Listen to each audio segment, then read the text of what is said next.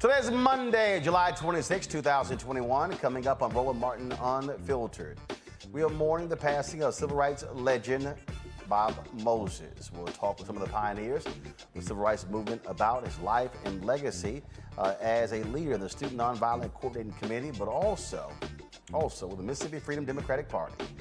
Among the folks paying tribute, Reverend Jesse, first of all, among the people paying tribute, people like Charles Cobb, who worked with him, alongside him. You might not know his name, but trust me, he was one of the influential greats. Also today in Arizona, Reverend Jesse Jackson Sr.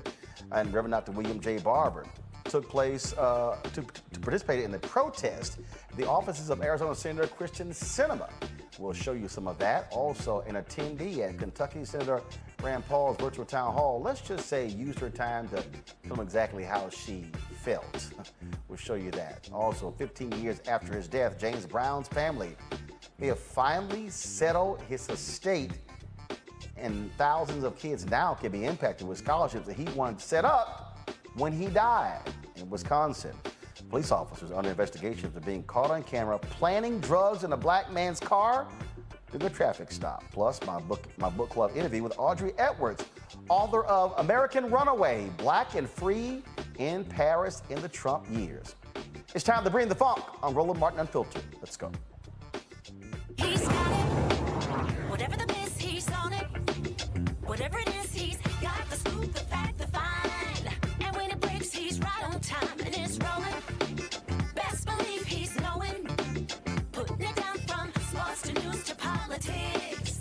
With entertainment just for kicks, he's rolling. It's on go, y'all. It's Roland Martin, yeah.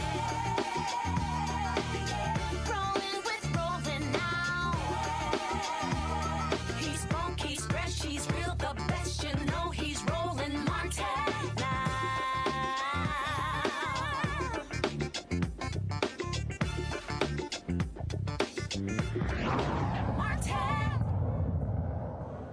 The public pressure continues on Democratic senators when it comes to ending the filibuster. Today in Arizona, Reverend Jesse Jackson Sr., Reverend Dr. William J. Barber, and 30 other protesters were arrested outside of the offices of Kristen Sinema. They were there in the heat of Arizona, protesting, fighting on behalf of ending the filibuster to pass the For the People Act. Folks, it's the second time in just over a month the Reverend Barber and Reverend Jackson have been handcuffed and taken away, protesting voting rights. Now, earlier today, hundreds of protesters met at Kachina Park in Phoenix to embark on the Moral March. The purpose to push Senator Kristen Sinema to end the filibuster, to raise the minimum wage, and pass both the John Lewis Voting Rights Act and the For the People Act. Here's Reverend Dr. Barber. Not a fad. It's not just a one-time moment. It ought to always be to open up a movement. You heard Reverend Jackson say that it's time for students and others to pour into the streets. And whenever there's a call to action, there must be a certain sound. So I want to do three things. I want to teach three things real quick. First of all, right now in this country, in over 30 states, the Poor People's Campaign and 20 partners, we have delegations visiting senators, Democrat and Republican. They're going into their offices. They're going into their office, and they are asking the question, do you agree with ending the filibuster? Do you agree with passing the For the People's Act, all provisions of it? Do you agree with passing the Voting Rights Act when it's finally written? Do you agree with $15 living wage? And do you agree with protecting our immigrant brothers and sisters and DACA students? Now, if they say yes, then those delegations will come out and tell the media. If they say no, whether they're Democrat or Republican, they're going to sit down. Now, folks, like West Virginia Senator Joe Manchin, Sinema is currently not on the same page as other Democrats about passing these bills.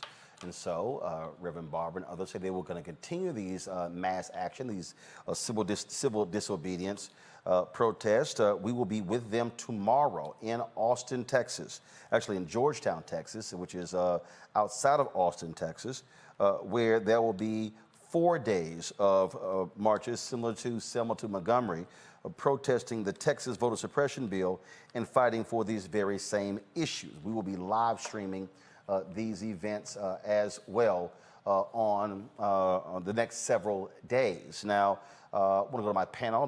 Joining us, Dr. Julianne Malveaux. She, of course, is the Dean, College of Ethnic Studies, California State University, LA. Omokongo Dibinga, Professorial Lecturer, School of International Service, American University. Faraji Muhammad, radio and TV host. Folks, glad to have you here. The pressure is working. Over the weekend, Virginia Senator Mark Warner came out and announced that he will support a narrow use of ending the filibuster for the purpose of voter reform. That right there, Julianne, shows what happens when you have the constant drumbeat of pressure on Democratic senators. Absolutely. Senator Warner is late, but is good. It's so important for these folks to understand the history of the filibuster and what it's about. I just had an argument, or a heated discussion, one might say, on campus last week with a man who's on our side pretty much, who told me what the filibuster is in the Constitution. Well, it is not. These myths about the filibuster have to be busted, if you will. And so as Reverend Barber outlined, people go from office to office, raising the question, taking the information. We'll flip a few people. We might not flip enough, but we should be able to flip a few. And as you say, this is really about constant pressure. We know what the filibuster was for historically. We know that it was to deprive Black people of their rights. And here we go again. You know, this right here, Omokongo, again, when you talk about the pressure, when you talk about keeping it front and center, that's why there are mass protests. That's why there are marches. That's why you have folks getting arrested. One of the things I think is also important to see with that is that we see Reverend Barber, Reverend Jackson, and Reverend Theo Harris, who's a white woman. We're seeing a multiracial coalition and a multi-generational coalition to see those young people up there with our elders, with our leaders who've been marching and fighting for so long. These senators, they need to wake up, because there's always this idea of, well, it's going to blow over. Oh, that's just Reverend Jackson and Reverend Barber doing their thing. No, they have always been about building grassroots coalitions. And so what I also love is that, kind of going Dr. Malveaux was saying, we're going towards the Democrats. People talk about Republicans and all of this. No, we got to put the pressure on the people that we put in the office. And when it comes down to it, when I see that image of Reverend Jackson marching down there in Texas, and when I think about everything that just him individually, you know, has done for us and still doing it, what excuse do we have? And so these senators need to know, Cinnamon Mansion, we're representing the people who come before us, we're representing the people coming after us, and we're not going to stop till we get this done. So you might as well wake up now and get with the program. Faraji, your thoughts on this?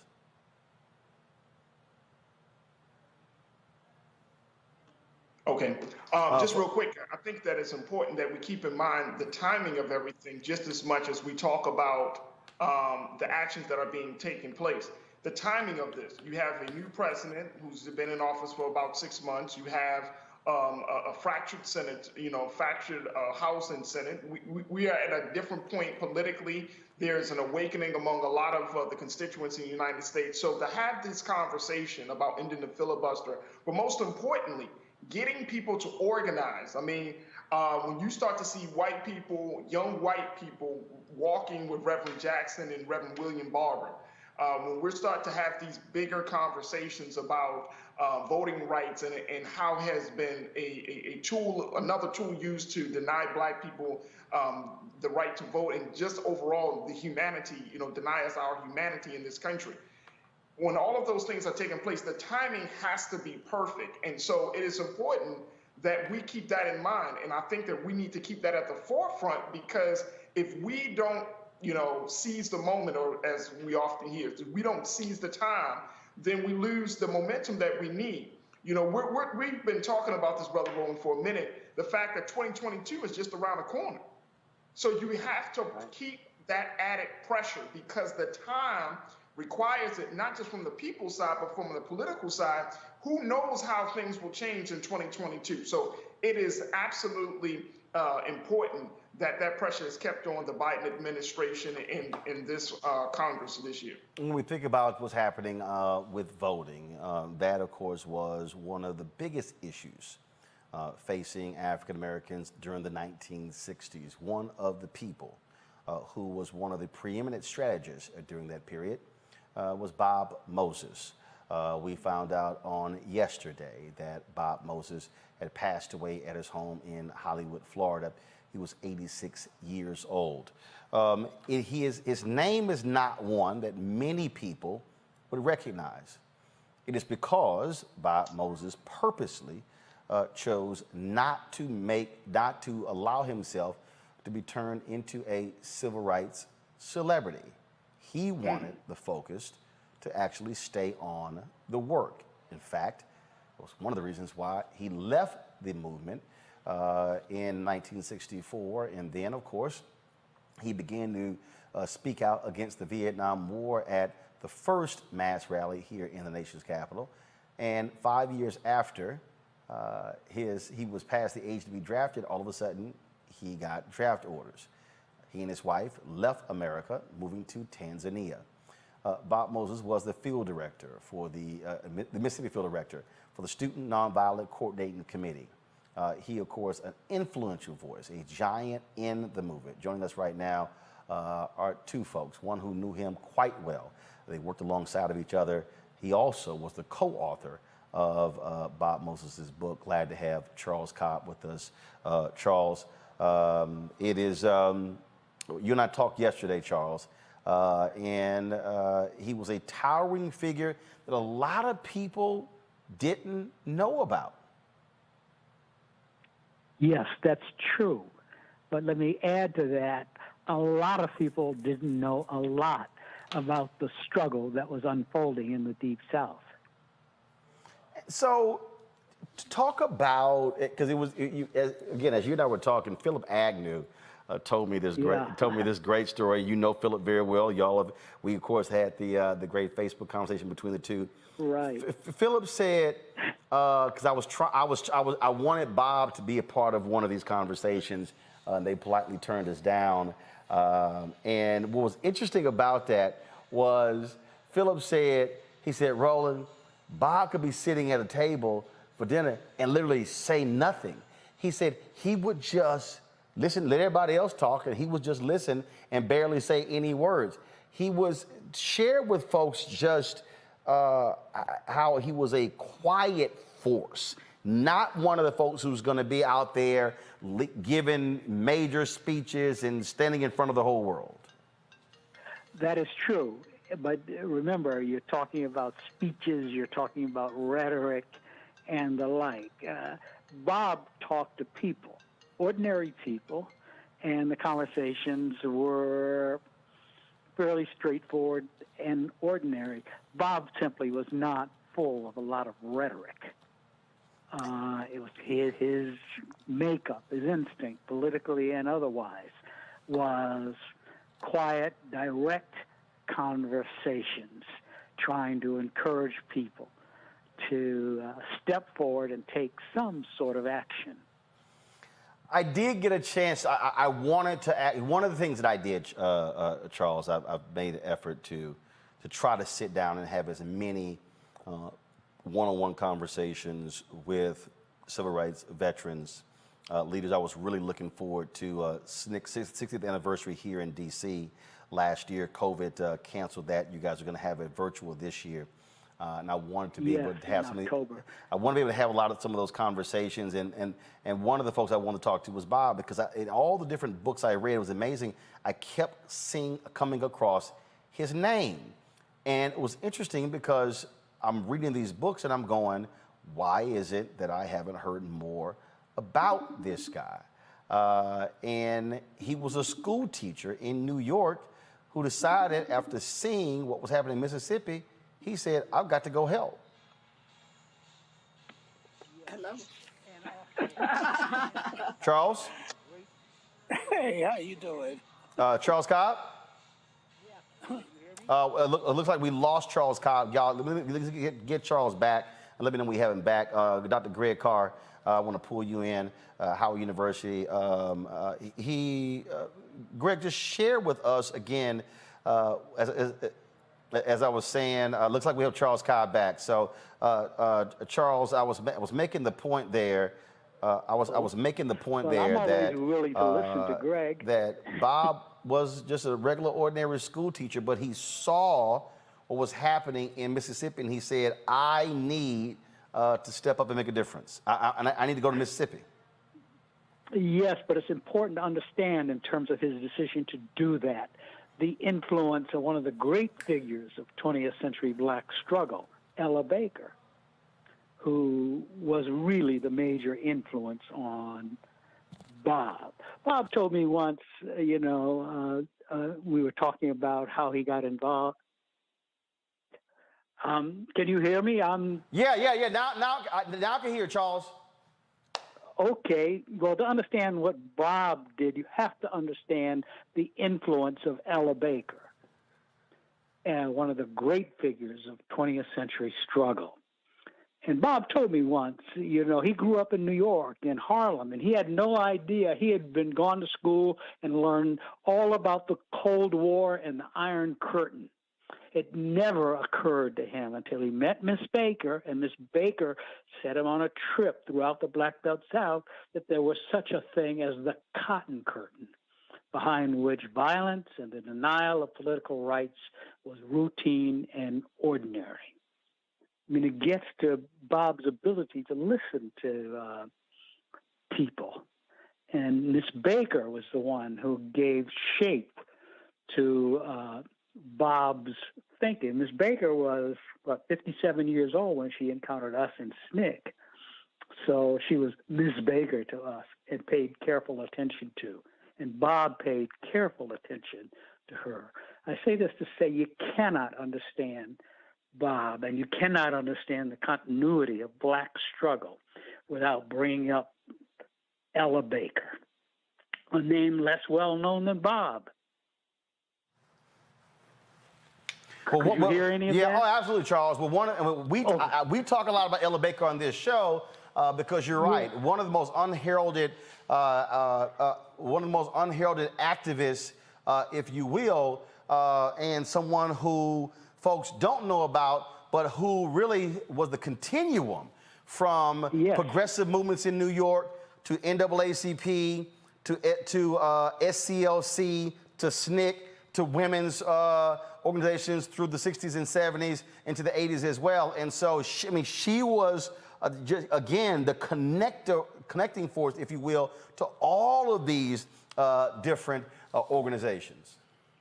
Yes, I mean, all those local NAACP branches in the Black Belt South, a lot of them, were organized by Miss Baker in the 1940s when she was director of branches for the NAACP. SNCC couldn't have done what it did without the backing of all these local NAACP branches. They were Ella Baker's people. And for us to be able to say, as Bob and I often did, we were Miss Baker's people, gave us instant credibility.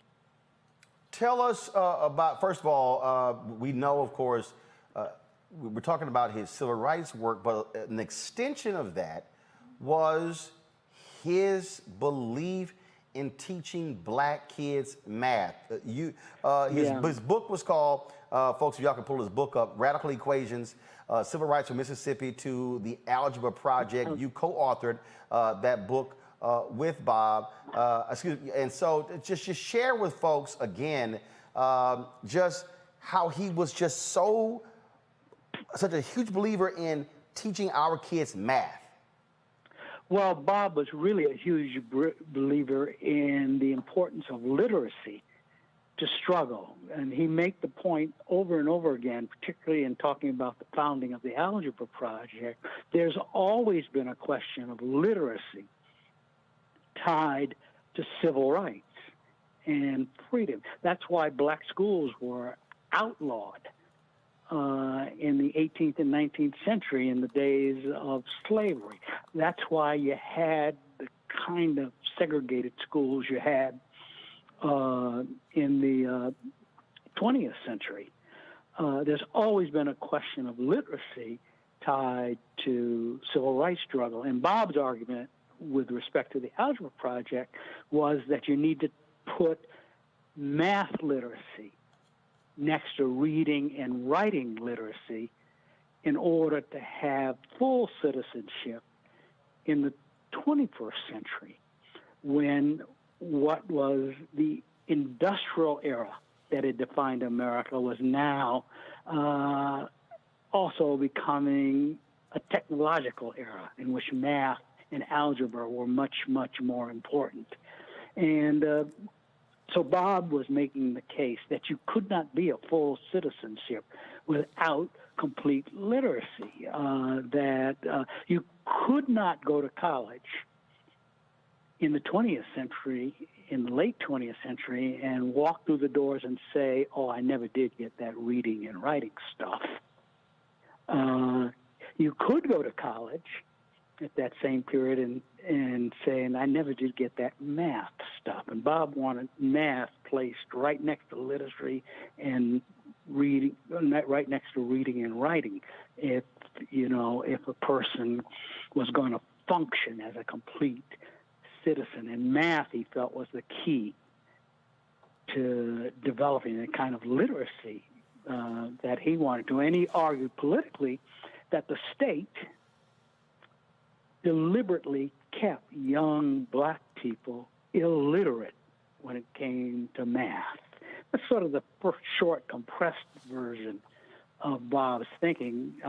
It really meant, in his way of thinking, math literacy was a civil rights issue. It was connected to full citizenship, and he was able, as a mathematician himself, able to begin designing a program that combated that deliberate illiteracy, or what he would call sharecropper education. North or South, sharecropper education assumed there's a place in the lowest ranks of society.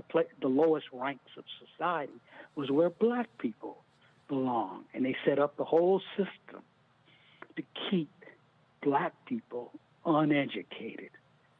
In the old days, they kept black people unable to read or write, and in the late 20th and early 21st century, they deliberately, and that's key, deliberately kept black people illiterate with respect to mathematics, and that was a handicap Bob felt that he should fight. That's, like I say, that's the compressed version of Bob's thinking and the why of he connected math to civil rights. He was a long-time friend of yours. Final question for you. First, two questions. First question is, when and where did y'all first meet? And what did you think of him among your first meeting? And then, go ahead. I'll ask the second question. Go ahead. Okay, I first met Bob in the summer of 1962. To make a long story short, I discuss it in a later book because there's a lesson in the circumstances under which we met. I was on the way to a conference for young activists in Houston, Texas, sponsored by CORE. I was 19 years old. And I got off the bus that was taking me there in Mississippi, and I met student activists who challenged me. They basically said, you're going off to Texas to chatter about civil rights when you're standing right here in Mississippi? What's the point of that? I decided to stay in Mississippi for a few days to learn more about what they were doing, because they were telling me, we're doing stuff here in Mississippi. And they put me up in their Freedom House. And the first evening there, I was engaged in this conversation with these young activists, and Bob was there. He hadn't been introduced to me, and was listening to the exchange between myself and these students. And then Bob said quietly, well, we're getting ready to go up into the Delta tomorrow. Why don't you come with us? The Delta being the cotton country of Mississippi.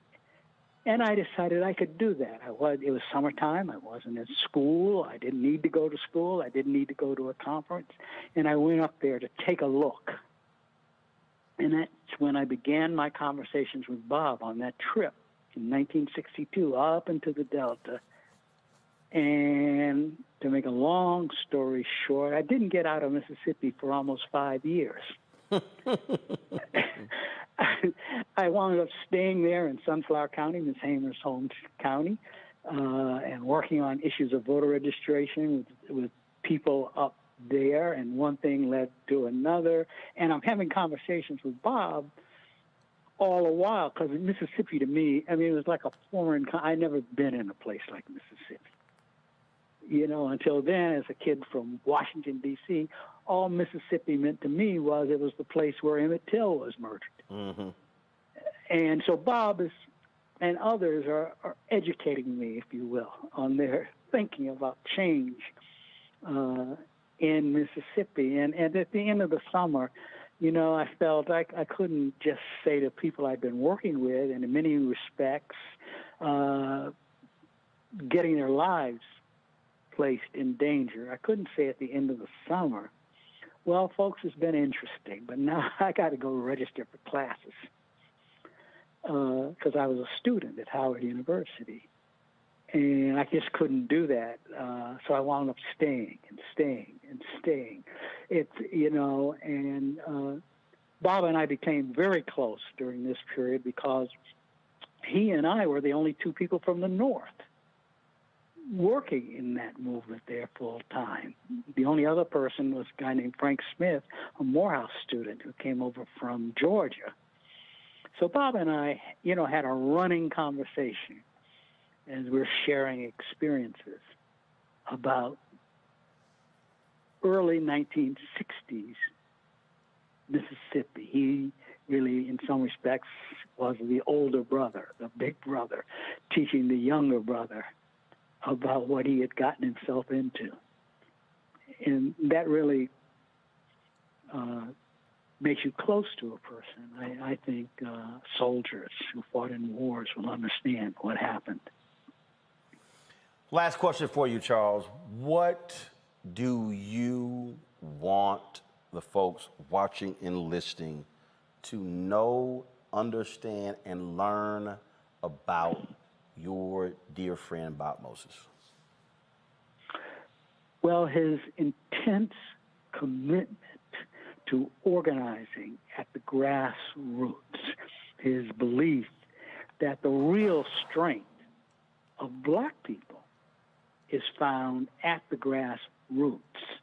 And if you dig into black communities, particularly communities occupied or being lived in by the poorest of the poor, you will be surprised by the level of strength that you find there. And it is that strength that has always made change, progressive change, for black lives. Charles Cobb, always great talking to you, my brother. Thank you so very much. Thank you. Thank you. I want to go to Dr. Greg Carr now, Howard University Afro-American Studies professor. Greg, I opened this up saying a lot of people are watching going, I don't know who they're talking about. When we talk about civil rights veterans, we talk about people who have had major impact. So many of us only think about those who have had books done on them, who were major speakers, who frankly became the one thing that Bob did not want, and that was to be a civil rights celebrity. He literally walked away from the movement because he felt it was becoming more personality driven. He was looked upon as a celebrity as opposed to the focus was on the work. That's right, Roland. Let me say first, condolences to his wife, Janet, to Maisha and all of his children, his grandchildren, and to my very dear friend and really one of my heroes, the great Charlie Cobb. My last memory of Bob Moses is when, and to understand that group, and that the Mount Bowl know what I'm talking about, having interacted with them so much, those young people who faced death, who faced down their fears, and who became, through the Student Nonviolent Coordinating Committee, one of the most remarkable formations of human beings struggling for human rights in the 20th century, remained together and remain together through this day. My last memory of Bob Moses in person was shortly before COVID. We were all together over at the Civil War Museum, as you just heard Charlie talk about Frank Smith, the great Frank Smith, who was on DC City Council for a long time and who now is the director of the Civil War Museum here, had thrown open their doors, and they were planning that 60th reunion. And we went over to Ben's Chili Bowl in a break, and I remember Charlie Cobb, Bob Moses, sitting side by side there at the table. And I don't know what one had said to the other, but I had never seen Bob Moses laugh. They were laughing like they were two teenage boys. And when you heard Charlie say that, you know, people who have been through war together, that's the feeling I always got and always get when I'm around. So to all of them now, Courtland Cox, Dory Ladner, Karen Spellman, I mean, all of them, you know, my condolences. The beautiful thing about Bob Moses, and you know, I'm generally an animated person. I mean, Bob Moses, man. Bob Moses come in a room and the entire energy changed. And in more recent years, like when Marion Barry, who was, you know, one of their first leaders after Chuck McDew, the second chair of the Student Nonviolent Coordinating Committee, when he made transition, they gathered at Frank's place again at the Civil War Museum. And Bob Moses comes and you just feel that energy. He could calm everything down. And you're absolutely right. 1964, 65, he resigns in 64 from SNCC. And then he's drafted the following year. Even though he's 5 years older than the draft age, the government set him up. He and his wife leave for Tanzania. And they stay there for the better part of a decade. He works in education, teaching, eventually in the government in Tanzania, setting up education programs. Because Bob Moses' thing was, it's never about an individual. And he definitely, if he didn't learn that from Ella Baker, he certainly got that reinforced with Ella Baker. The job of an organizer, which he called himself today, made transition, the job of an organizer is to put themselves out of a job. That's Ella Jo Baker. And so when she sent him, as Charlie said, through the South, they were going to have a SNCC conference in Atlanta in 1960. He goes to Mississippi and he runs into a man who they all speak of with great reverence. I know his son's on faculty at Chicago State in Chicago, and this is the great Amzie Moore.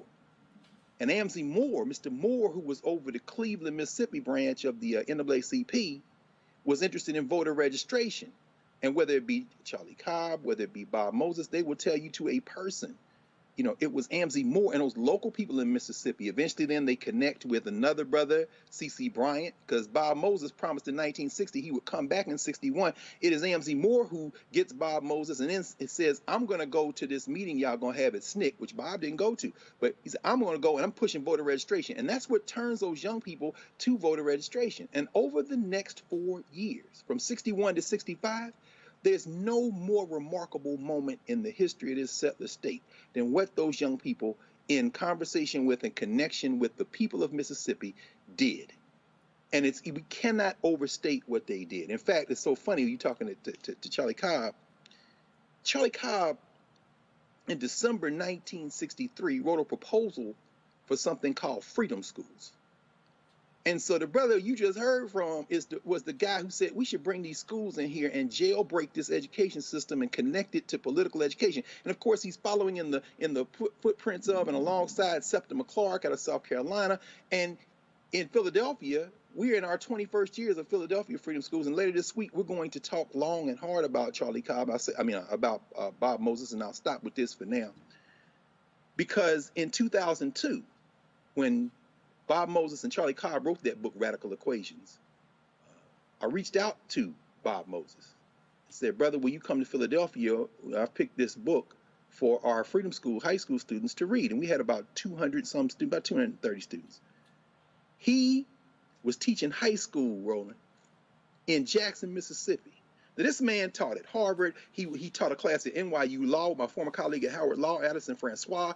He wrote a whole book with some other folks on the fact that education should be a constitutional right. He could have had his pick of any job at any university in the country. Bob Moses taught high school algebra in Jackson, Mississippi, among other places.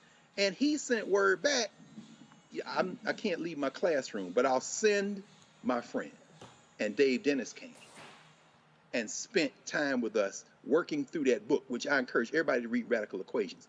He eventually, about 10 years later, around 2011, 2012, he and his wife, Janet, came to the University of Maryland Eastern Shore, where we were having Freedom Schools training, and spent the day with us and into the evening working through his ideas and what he thought we should be about. I don't think I ever saw Bob Moses give a full-on speech whenever there were people around. Bob Moses would come in a room. He was there to give a talk or be on a panel. He'd stand up. I saw him do this at the University of Massachusetts one time. My dear friend Corey Walker, who with Charlie Cobb organized the SNCC conference. This is around 2010, the 50th anniversary of SNCC, and then we all went to Shaw University later on that year. Bob Moses stood up, walked down the middle of the aisle in this room, this conference room, had everybody count off 1, 2, 3, 4, 1, 2, 3, 4. Then took the 1s, the 2s, the 3s, and the 4s into 4 clusters to talk about the social problem they thought was most important, waited 15 minutes and had everybody report out. Bob Moses organized, even at conferences, brother. He is a remarkable force. The reason we are walking through this, Omokongo, Julian, and Faraji, is because I believe, I really believe we, and this is where I'm speaking, right now, I am not talking about mainstream media. I'm talking about Black-owned media. I believe, Julian, that we have made a significant mistake in this, because what we have not done is properly and consistently introduce people, introduce our audiences to these significant forces.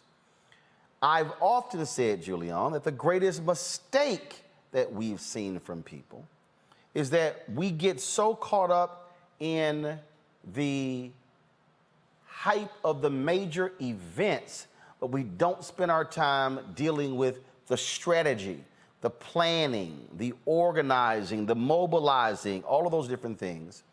And that, to me, is what it means when we talk about giving people a full understanding of who Bob Moses was. Your thoughts? You know, one of the most important things Bob Moses did was the Algebra Project. I think that algebra is a gateway to all kinds of occupations, from engineering, economics.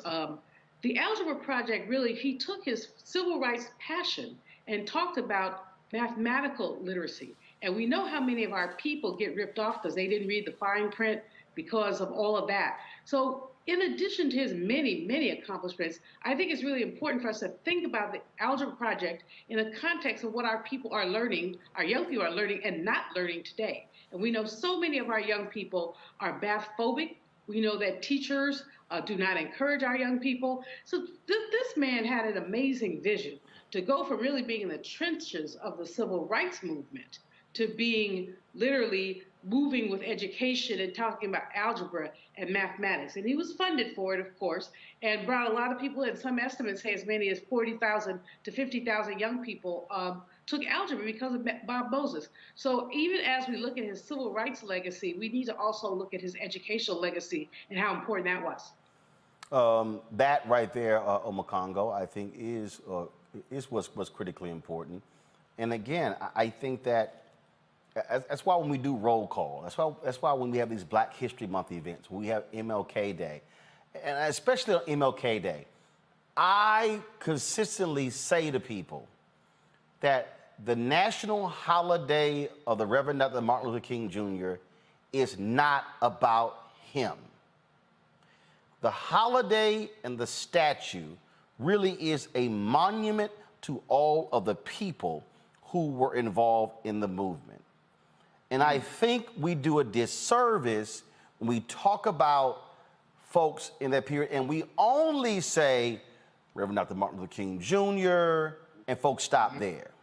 They might mention Thurgood Marshall, they might mention Roy Wilkins, they might mention Whitney Young, they might mention Dorothy Height, but we really need to be explaining to people Septima Clark, That's right. Diane Nash, James Bevel, Ella Baker, Bernard Lafayette, I'm going to talk to in a second, James Orange, Hosea Williams, Fred Shuttlesworth. And I can go on and on and on because, and yes, Bob Moses and Charlie Cobb, and of course, James Foreman. I mean, we can go on and on because that is the movement. Roland, please mention a few more women. No, well, first of all, I said I can go on and on, Julianne. Yeah, after you did like 20 men. No, I didn't mention 20 men. And I did mention Septima Clark and Diane Nash and Dorothy Height and could have mentioned Merle Evers Williams and I could have mentioned many of them. My whole point is you got to walk it through. So I did purposely mention men and women, but that's the whole point there. And I mentioned Ella Baker as well. I can do Constance Baker Motley. I can go on. But my point is I did both. But the thing, Omakongo, is that we have to expand the list of the names so folk know who Bob Moses is and they simply don't drift off into history. Oh, you're absolutely right. You know, this morning I was watching MSNBC, and in the last minute or 40 seconds, they paid tribute to Bob Moses, and I was like, really?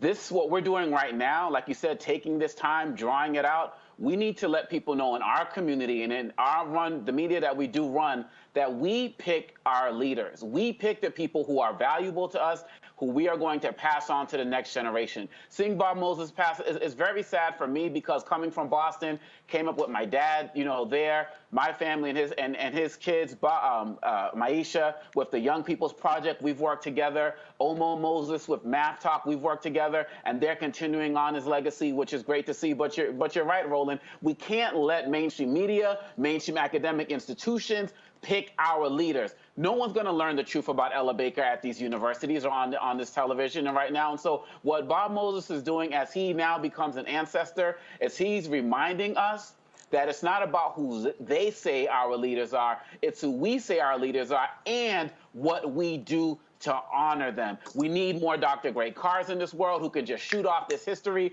like sportscasters talk about basketball and football, and we need to elevate them so this never stops. It has to continue. Facts. Faraji?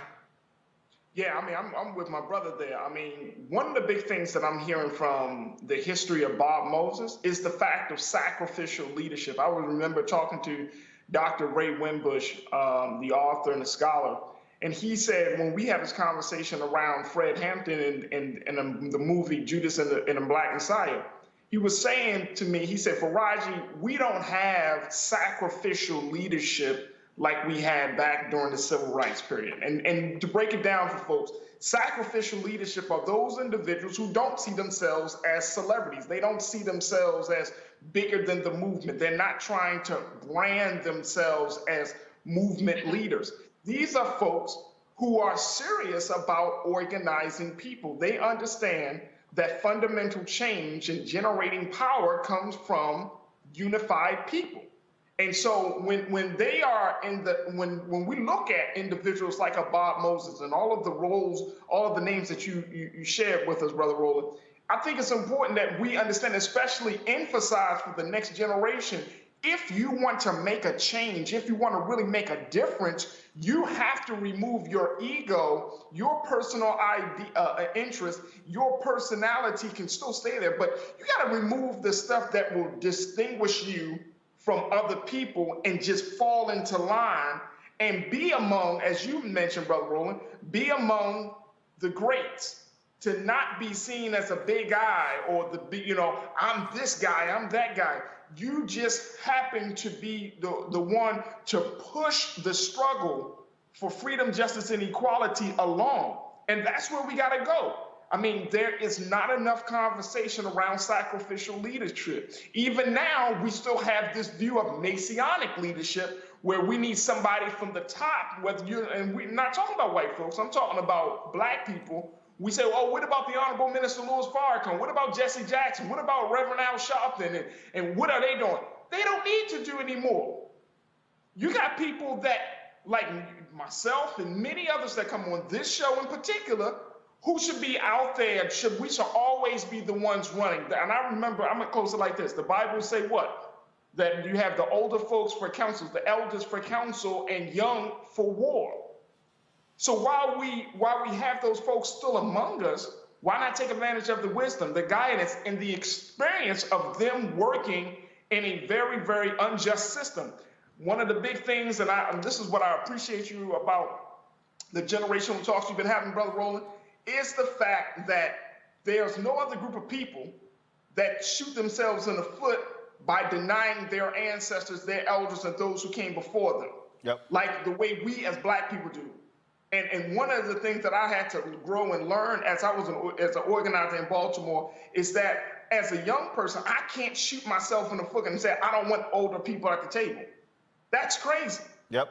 That's absolutely insane. And that is counterproductive to the movement of freedom, justice, and equality. I need to get as many elders to the table as possible. And those of like minds who have even of different views, you need to still come to the table, because why?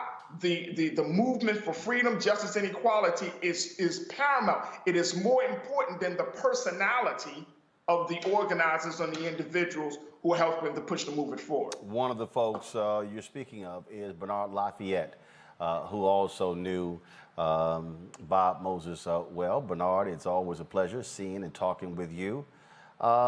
Share just some stuff about Bob Moses our audience may not know about. Well, let me see, can I get this thing to work here? What happened? All right, so you're on the phone there. So just actually, do you have? Okay, there you go. You're centered. Go ahead. Okay. Well, one of the things I want to say is that Bob Moses had a lot of respect for elderly people, but he had an equal amount of respect for the young people. And he always respected us and listened to what we had to say. But more than that, he demonstrated and he acted in a way that we could follow. My going into Selma, Alabama was directly related to the fact that Bob Moses had gone into Mississippi. And even with all of his education, he decided to become a director of a voter registration project. And here's someone who had a master's degree. And what did he do? Now, the thing that really amazed me about Bob was that with all that killing that went on in Mississippi, he showed no fear. And that is the greatest thing that Bob Moses gave to us. And that was the example of his own behavior and what he did with his own life. And when he, went into Mississippi, he had all the confidence that he would succeed in what he's doing. There was never any doubt in his mind that he would not accomplish the goals that he set forward. And frankly, when I went into Selma, Alabama, it was following Bob Moses' example. That's what I wanted to do. There were other things that I could have done, but I wanted to do what Bob Moses was doing, the way he carried out the movement in Mississippi. and showed us the way. And he never did get into any arguments or shout matches with people and all that kind of stuff. He always, and you could tell that he was always doing research and studying situations. You know why? All you got to do is look at his eyes. No, look at his eyes, the pictures you got and everything. Yep. You know what he was doing? He was studying. That's what he was doing. Look at his eyes. He was studying. So he showed us as young people that we have got to continue. We can't come to any quick conclusions. We've got to continue to study situations and learn from those situations, and that is a quality of success. And I can't say enough about him. And he was very unusual in that way, that he did not try to boss us around because we were younger. Now, when you think about SNCC, you think about Marion Barry. Well, he had already finished his master's degree. All right? Yeah. In terms of being the first chairman of SNCC. Okay? And a lot of people get facts mixed up. But he was, thinking about becoming finishing his doctorate degree because he wanted to be head of the psychology department or chemistry department at the University of Tennessee. He already had a specific thing in mind, but he went to Washington, D.C. and ended up being the mayor. But the point is, Bob Moses and others like him were good examples, and that's why we were able to succeed the way we did, because we were watching them, and they were also watching over us. Bernard, final question for you. 50 years from now, 100 years from now, a kid is going to come across a book or a documentary. They're going to come across a speech. They're going to come across some papers. And they're going to see your name, and they're going to see Bob's name and the name of so many other people. Look like we lost Bernard. Let me know when I get to ask him that question. I can hear you. Okay, there we go. There we go, Bernard. You're there. So, what do you want that kid 50 or 100 years from now to know about your longtime friend and colleague, Bob Moses? I would want them to know, and I'm very clear about it, is that leadership is not bossing people around. Leadership is showing example by your own behavior. And by your own behavior, you are convincing them that they can achieve the goals that they set forward. Yeah, it's always a pleasure chatting with you. Look forward to our next conversation. Thank you. Folks, we have more tributes to Bob Moses on today's show. I'm going to take a break right now. When we come back, we're going to talk with Meg Kennard, a reporter out of South Carolina. Finally, the James Brown estate has settled 15 years of drama. He's been dead 15 years, and finally they're selling the estate. Maybe now they can do what James Brown wanted to do. We're going to talk to her about that, more about the life and legacy of Bob Moses, and lots more right here on Roland Martin Unfiltered.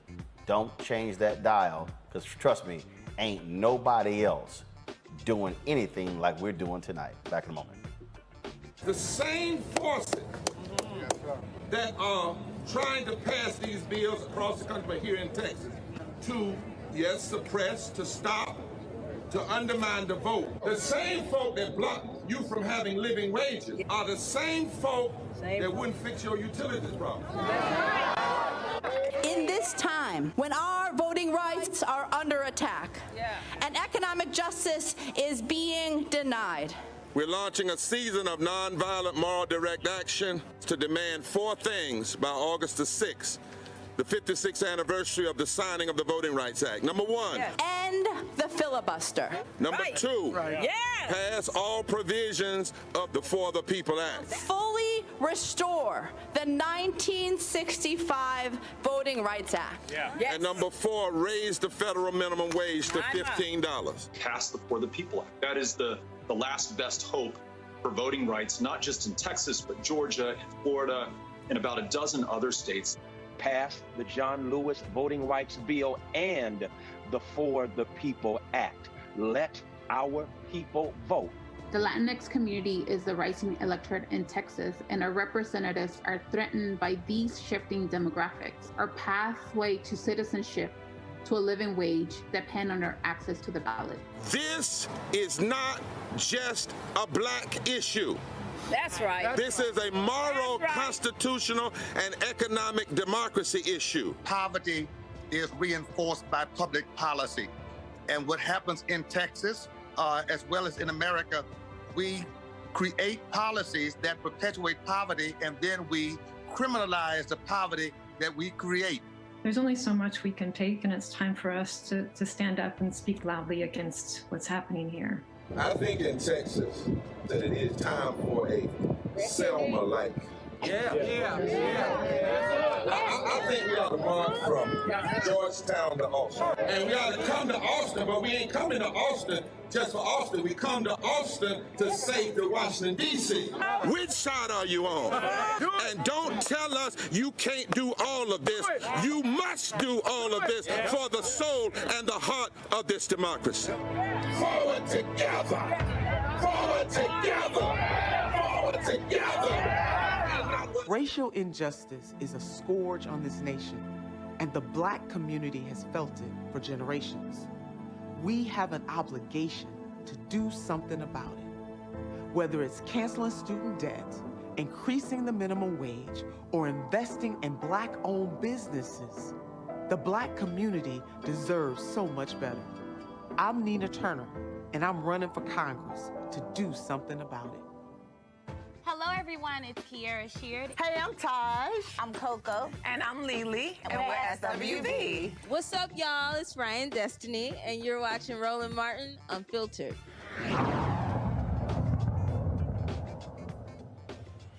It has been 15 years since James Brown died on Christmas Day. After a long battle, his family may have finally settled his multi-million-dollar estate. Joining me now to discuss this is Meg Kennard, political reporter for the Associated Press. She is, of course, broadcasting from Houston. Meg, glad to have you on the show. So, I mean, God, 15 years, this constant back and forth legal battles, children who were not in the estate. The money was supposed to be going to provide scholarships to needy black children. Is this thing finally over? Hey, Roland, it's always good to see you and be with you. I wish I could say yes, although we've said that before. As you noted, this estate battle has been going on since James Brown's death on Christmas Day in 2006. We've had multiple settlements in the past. We've had those settlements then overturned in various courts, including South Carolina's Supreme Court. And so last week, we had an attorney who's been involved in the litigation saying, kind of out of the blue, honestly, I hadn't realized that this had been really going on, but saying that a settlement had been reached on July 9th, a global settlement that would finally, he said, put to rest all of the legal issues surrounding James Brown's estate. So while I think we can say yes, I'm still not sure because there have been so many ups and downs in this case for now 15 years. And James Brown made it clear, we thought, how he wanted his estate to be handled. He wanted an Elvis Presley type, situation, but also he wanted the money to go to black kids for scholarships. That's right. In his will, James Brown set out the creation of the I Feel Good Trust, which would have created scholarships for needy children throughout South Carolina and Georgia, as well as paid for the education of his numerous grandchildren. he set out in his will on a Supreme Court last year noted that they felt James Brown had been of sound mind when he created that will. And so that's something that they were adamant really needed to happen. Last year's ruling seemed to set forth the path for that trust to actually finally be created now 15 years later. So yes, that is something that James Brown wanted. And although we haven't seen details of this global settlement reached this month, I would assume that that's at least some part of it, considering what the courts have already said. And obviously what often happens is with a lot of these celebrities, we saw it with Michael Jackson, they were actually worth more dead than alive. And so I would assume that the James Brown estate, through licensing deals, things along those lines, has been steadily growing and building. There's been some dispute about how much actually James Brown's estate was worth at the time of his death, and including up until now. Estimates from between $5 million to $100 million. But there have also been attorneys involved in this case throughout who have said that there wasn't a whole lot of money actually left in his accounts, and that many things had to be done to settle debts when he died. But you're absolutely right. There have been ongoing licensing deals for James Brown's music, as well as his image, to be used in multiple commercial situations. Again, we don't know exactly how much money that has brought in, but considering the continued popularity of James Brown, I would imagine that there is plenty of funds wherever that money is going. Well, hopefully this thing is settled. Hopefully, you know, you won't have these legal battles, because the bottom line is, it seems like the only people who are getting paid are the damn attorneys. There have been a lot of attorneys involved in this case over the years. I was reading over some old stories of mine, and one of my colleagues, Katrina Goggins, who covered this story for many years as well. And I was just digging through all kinds of lawyer names, people I haven't thought of in a long, long time. So you're absolutely right. That's how legal cases go. We can assume that the attorneys will have their stake. But also, there are many members of James Brown's family who have been trying to access some of what they say should be left to them from his estate. Again, we don't know the details. Maybe we will someday, maybe we won't. Well, we know that you'll certainly be on top of it, folks. Meg Kennard, she is a reporter out of South Carolina for the Associated Press. And let me also say, so I put this tweet out, Meg. You are still battling breast cancer. Our fans, they appreciate having you on the show. They're still praying for you and your family, that you will have a full recovery as you're there in my hometown, MD Anderson. And so we still got your back, and praying for a full recovery for you. Thank you, Roland. I really do appreciate you and all the fans out there, and I thank you all for your thoughts and prayers. They really do mean so much. Thank you. All right, thanks so much. We certainly appreciate it. See you later. Thanks a lot. You know, on Congo, the deaths of Prince, Aretha Franklin, you could even throw in Michael Jackson, James Brown. I mean, so many people have talked about, again, folks having their wills, having their states all together. And unfortunately, you know, it's like, goodness, it's like he wanted the money to go to scholarships, and the folks who've been getting the money, like I said, have been the lawyers over the last 15 years. Yeah, it's sad, man. We're talking 15 years. And with all of the kids who could have benefited from that money, who are now, you know, adults now, and it's just really sad. And you start thinking about people who may have been impacted during the COVID pandemic as well. Maybe, you know, arts programs were lost. And so a lot of wasted opportunities have happened with James Brown passing. And then what it took like 2 years or many years before he was even buried. So I think that this needs to be a lesson for all of us, to be quite honest. I mean, when I'm thinking about someone's net worth, I'm thinking maybe like a $20 million difference, maybe like 80 to 100 million. People are saying between $5 and $100 million. I mean, it's ridiculous. And so I think all of us who don't have even clearly the same level of stature, we need to all start looking at our financial houses. We've seen situations in our communities where mothers and grandmothers and grandfathers and fathers have died, and their houses got taken, by churches and banks and different types of places. If what has happened with the people who you've just mentioned have not been a wake-up call for all of us to get our house in order, I don't know what will. It's a real tragedy what has happened with him and what happened after he passed. There are a lot of people who were contesting the will, people who were left out, all of that. That's why I always get a kick, Faraji, out of the folks who put in their estate. If anybody legally challenges this, you definitely get left out.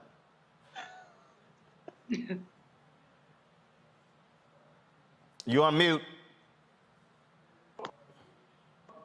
I'm looking at the situation with Michael Jackson, Roland, where they're still in court. I mean, Forbes just did a piece just a few days ago about the fact that Michael Jackson, his estate is in court 12 years after his death and following 8 years of litigation.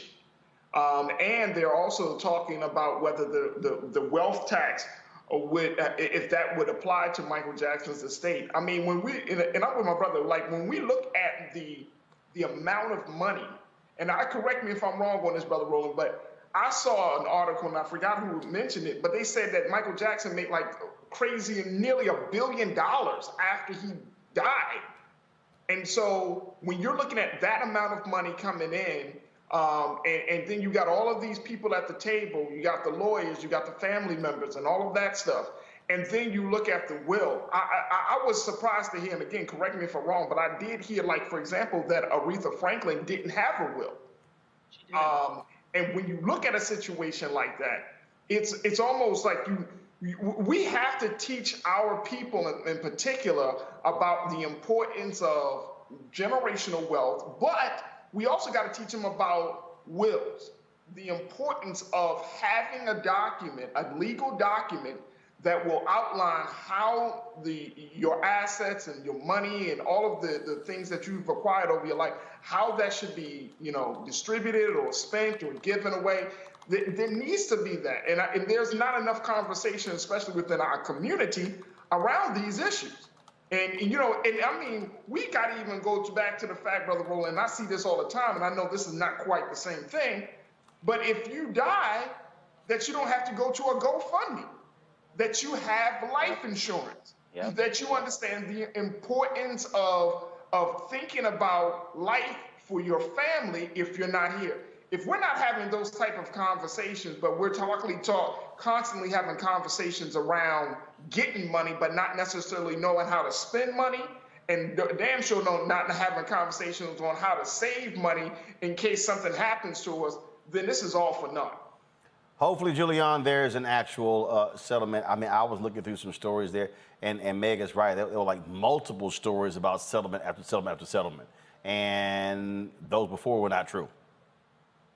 Roland, Black people are extremely uncomfortable about having end-of-life conversations. It's not just the will, although the will is very important. It's also about how you want to die. You have people who might be sitting in a coma for 2 or 3 months. They don't want to be in that coma, but they never have a conversation with whoever has their medical power of attorney about, cut this stuff off at a point in time if I ain't coming back, because otherwise the estate might be encumbered with tens, if not hundreds of thousands of dollars of debt. Somehow, I have a friend, it's not a friend, but anyway, whatever, who actually has a list of what she wants to have served at her repast. But she does not have a will. She has the whole menu. She knows who she wants to sing what at the funeral, but she does not have a will. Now, I'll tell you, as many folks know, my mom made her transition about a month ago. It was funeralized last Saturday. She talked to us before she even got sick.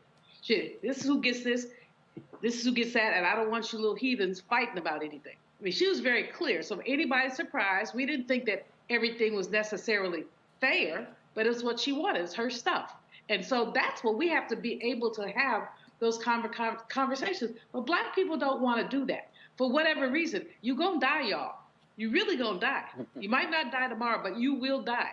And so you might want to be the one to make sure that you have control over your assets. Here's the other thing. When you die intestate, which means without a will, depending on where you die, the feds or the state government can get between 50 and 80% of your property.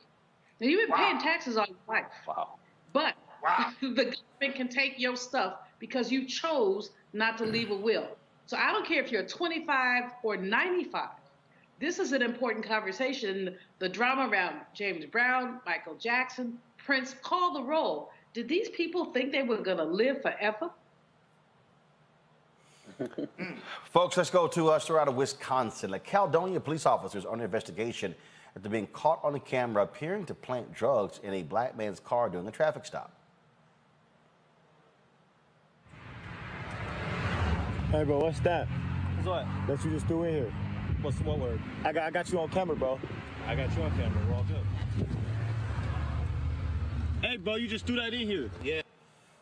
The man in the video, who goes by Glock Boy Savu on Facebook, shot and posted the now viral 16-second video on Facebook. He also posted this video confirming it was him watching it all happen. Kid Savo, local rapper from Racine, Wisconsin. I am okay. I'm not locked up. I was detained for a little while, and they talk about investigation. I am the guy that you see going all over the internet, surfing the internet with the police trying to throw the baggie in my car.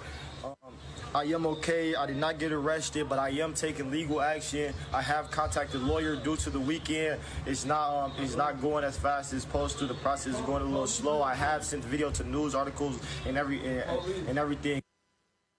Well, after the video went viral, the Caledonia Police Department launched an investigation, and Police Chief Christopher Bosch posted this statement on Facebook. Earlier today, the Caledonia Police Department was made aware of a cell phone video that is circulating social media platforms depicting the actions of a Caledonia police officer. We were able to locate the call for service associated with the cell phone video. The Caledonia Police Department is conducting a comprehensive internal review of the incident. All officers assigned to patrol duties are equipped with body-worn cameras, and preliminary information indicates the officers on scene of this incident all had their body-worn cameras activated. In addition, marked Caledonia police patrol vehicles are equipped with dashboard-mounted cameras as part of the internal investigation. We will be reviewing those videos. We will also need to gather information from all officers who were present. The complete review will take some time, but I have reviewed portions of the body-worn camera video. Please keep in mind that the cell phone video that is circulating depicts only a small portion of the entire encounter, whereas all available video may provide more context. The Caledonia Police Department believes strongly in transparency. Therefore, all body-worn camera video will be made available within the coming days. Please be patient, as there's a lot of information to review. Please know that we are taking these matters very seriously. Christopher Bosch, Chief of Police. Now, folks, here's the body cam video of the officer who tossed the plastic bag in the back seat.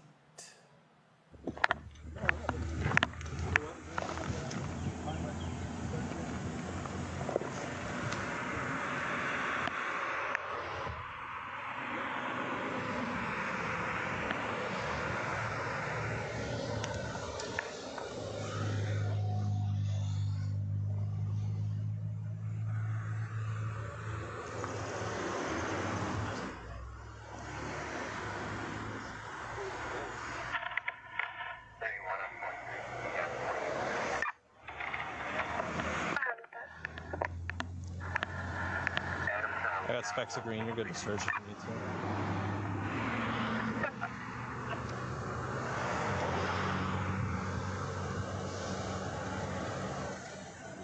Corner cut.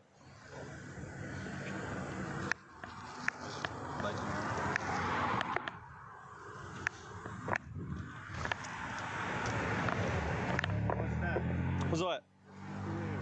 What's what word? I got you on camera, bro. I got you on camera. We're all good. Hey, bro, you just threw that in here. Yeah, because it was in his pocket, and I don't want to hold on to it. It's on their body cam that they took it off of him, so. You just threw that in here, bro. I got you on camera, man. I'm telling you where it came from, so. I got you on camera, bro. It's an empty baggie at the moment, too, so. Okay, buddy.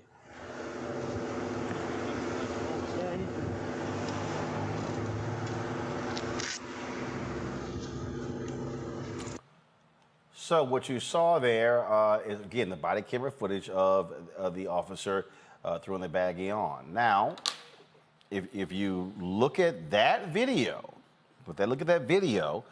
Faraji, that gives a different perspective, because we see in the video where he goes to the other officer, he hands him something, and then he tosses it and says, "I don't want to hold it." Now, I don't understand why that was the case, why he said, "I don't want to hold it," because that's why you have evidence bags. You could, I mean, but this is precisely why body camera footage is important. This is why officers should, every police department, every law enforcement, I don't care if it's a school board, I don't care if it's a school district, county, whatever, should have body cameras, because if somebody says, "Hey, this guy planted drugs," and the officer's body camera shows, "No, that's not what happened," that's why you have the cameras. If you have to, I'm sorry, we simply cannot just accept the word of these officers anymore. You got to have the footage. Yeah, here's the problem I'm trying to understand is he said it was an empty baggie.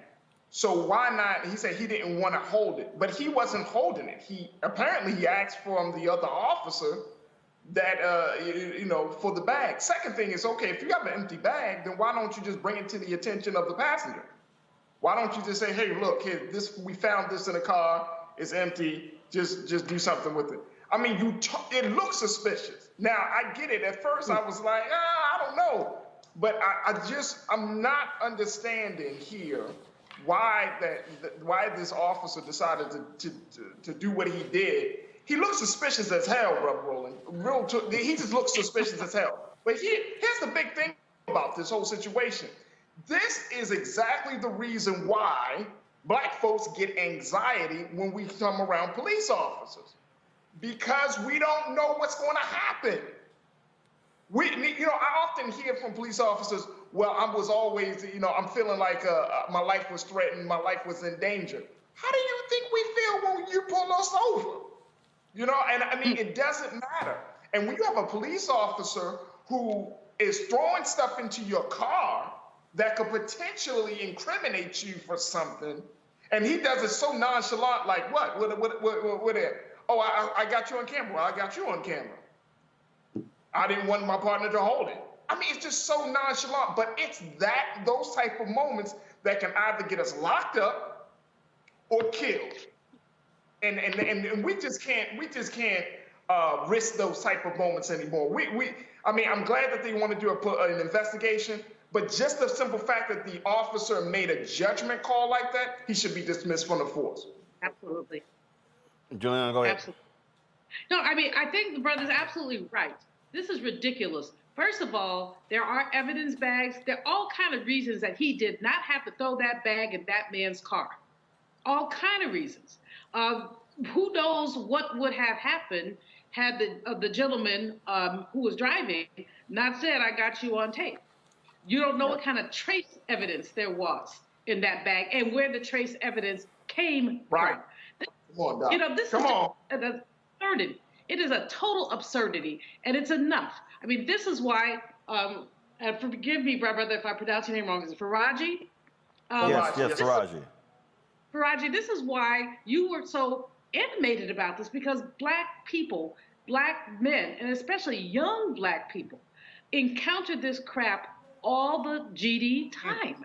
And these folks are making judgment calls. They're doing what they feel like. They have no sense of accountability. That police chief is a wuss, a WUSS wuss. I mean, we go investigate. He ought to be able to say this was out of order, because it was out of order. Now, whether it's dismissal, suspension, take you behind home for a few days, I don't know. But he was doing Mr. Bojangles around that. And meanwhile, this young Black man, frankly, was terrorized. Congo? It's really unfortunate, because when you look at that body cam video, it looked like 2 or 3 police officers touched that before it went into the back of the seat. And so we talk about simple conversations about how to handle evidence, right? And I have 3 children. My oldest are 15 and 12, and they know if we're getting pulled over to pull out their video cameras. because of things like this. You see the brother in the front seat, the officer's probably thinking he's just texting, but we have to make sure that we're recording. And I do believe that the fact that he was recording is the only reason he wasn't arrested. And we see this so many times across the country. I'm sure we all remember a case a couple of years ago where officers in Baltimore were carrying different types of things that they could plant at scenes to arrest people. And so it's about time that people stop having to wait for these video camera footage to start believing that these are things that happen to us every single day, and we need real accountability. And those officers definitely need to be investigated in some way, shape, or form, because if they're handling things like this, whether they were actually planting stuff or they're just transferring stuff between them, we can guarantee that they're doing this on a regular basis. And many of us have probably got screwed over because of it. So I'm glad these brothers are safe, but it can't stop here. All right then. Folks, Kentucky Senator Rand Paul, he hosted a virtual town hall meeting with his constituents. Let's just say one of them, she really let him know what he should go do. For that, we'll go ahead to our next question now. Mrs. Alexis Toon, you are live with the senator. You can go ahead and ask your question. Hi, Senator. I am a proud Kentucky citizen, and I just wanted to tell you to get fucked. All right, we'll go ahead to our next question.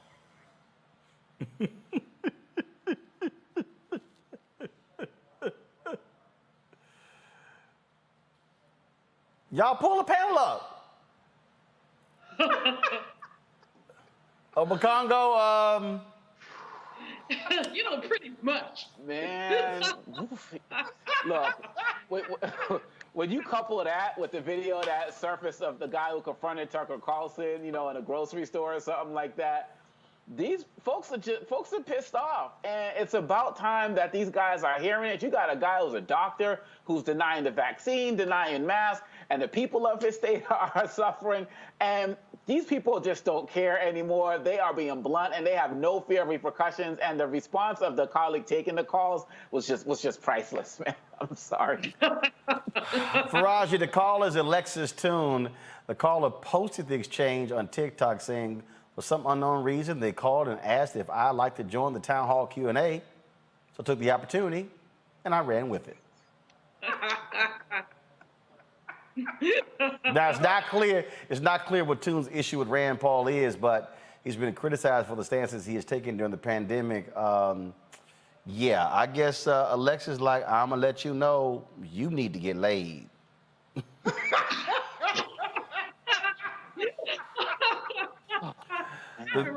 The video has since been removed, y'all. That was good. That was good. All right, speaking of good, my man Drew. Y'all remember Drew comments? Drew was a big supporter of Kamala Harris during the campaign. And Drew used to drop these really great explanatory videos. Well, he had to drop one on COVID that was just golden, and I had to play it. Yo, 150 million full vaccinations given out in the U.S., and I'm one on Moderna gang, my boy. Why'd I do it? Pretty simple. Deadly pandemic. I ain't trying to die. Vaccine, 94% effective after the second shot. Sign me up. After hearing from virologists and ICU physicians, most of whom look like me, my mind was made up. Not to mention, nobody give me a good enough reason not to do it. You don't remember Tuskegee, my boy? Yeah, I do, and I also remember in that same instance, black men were refused treatment. But look how fast they made it. They didn't test it. That's cap. First off, they started phase 1 of human trials for Moderna back in mid-March 2020. Plus, 3 things contribute to vaccine development usually taking so long. Funding, manpower, where the starting point is. These are the same factors that go into dating, but that's a conversation for another time. Let's first look at funding. Medical research costs money. Most of the time, one of the biggest challenges is getting grants. But that wasn't the case this time around. With the exception of the state of Georgia, the whole world closed down and researchers had access to all the money in it, which leads into the next advantage they had. Incredible manpower. Usually these research groups are pretty small with a handful of folks. With COVID-19 taking top priority in the world, the entire global medical community researched it together at the same time and shared notes. That, with 100,000 people pretty much immediately volunteering for trials, they had more manpower than the comment section of a Kevin Samuels video. Anyway, third part is your starting point. mRNA is new, but it ain't that new. It's been studied for the better part of 30 years, going back to the early 90s. I'm talking about days of mama said knock you out. Some of y'all too young for that. Technically, I am too. But you don't even know what's in that vaccine. And it be causing Bell's palsy and autism and making women infertile and having miscarriages. Big cap, New Cap, Michelin Ness. In my Moderna vaccine was messenger ribonucleic acid, lipid nanoparticles such as SM102, polyethylene glycol 2000 dimethylglycerol, cholesterol, and 1,2-distill-raw SN-glycerol 3-phosphocholine, trimethamine hydrochloride, acetic acid, sodium acetate trihydrate, and sucrose. Bruh. Ain't none of that causing Bell's palsy, autism, or infertility in women. Look, this how they work. The mRNA goes into the cytoplasm of the cell and gives instructions on how to make the spike protein found on the actual COVID-19 virus. Your own body creates the spike protein, then creates antibodies that can beat it when and if the real thing shows up. So in athlete terms, the mRNA shows up with game film. Your body then creates a scout team it can strategize against and beat up on in preparation for game day, just in case there's a game day. So really, we ain't even talking about vaccination. We talking about practice. As with any vaccinations, there are minor risks. So talk to your doctor. They're going to tell you the same thing. Then go get your shot. Because it don't make sense to be more afraid of the vaccine than you are of the actual virus. That's bass backwards. Reese is always talking about how the White House and the DNC, how they need to learn how to put stuff together that's relatable. That from Drew breaks it down for a lot of people, Faraji. He lost me after he said what's up. I mean, just simply because he talks too damn fast. And okay, but Faraji, you can't put up a 5-minute video. Come on now, it's like I get you. It's 2 minutes. Look, check this out. If you're trying to encapsulate a vaccine about during a mass pandemic in 5 minutes to give people this kind of like, oh, we're gonna get this quick snapshot of what it takes of why this vaccine is important. You're talking about people's health and well-being. The whole country is fractured because of this vaccine. A 5-minute video where a black man is talking fast and things. Because here's the deal. Because frankly, because let's just be real. The processing of people today, hell, ain't 5 minutes. It ain't 2 minutes. Hell, it's barely 30 seconds. So what he's doing is he's taking the application that makes stuff go viral and is applying it to this, dropping the music, using certain keywords, buzz phrases that make it interesting, like the Dayton quip, the Kevin Samuels quip. And that's one of the reasons why this thing's already garnered more than 2 million views. I get that. But you know what that also sounds like? It's propaganda. How? Just because it doesn't give people a chance to think through the information. How? All they gotta do is replay it again. Yeah, but like, okay, that's the case in point. Information has been out. Wait, hold up, Julian. He's talking. Hold on. Faraji, go ahead. Very quickly, when he's talking about the ingredients for the virus, you see them big words. Big words. Okay. Then you want people to stop your video, look up the words, look up the impact on the human body, the whole nine.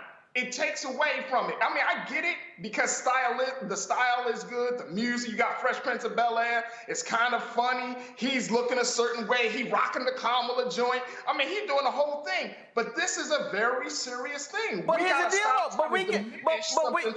but here's the deal though, Faraji. We got people on Makongo who don't want to take the vaccine. They ain't watching this show. Okay, they ain't watching. We've had more than 100 COVID segments. Hell, they not watching actual news shows. So you got to figure out how can I reach somebody to at least get them to even think about it, who's sort of sitting here scared about it on the fence. Makongo, go.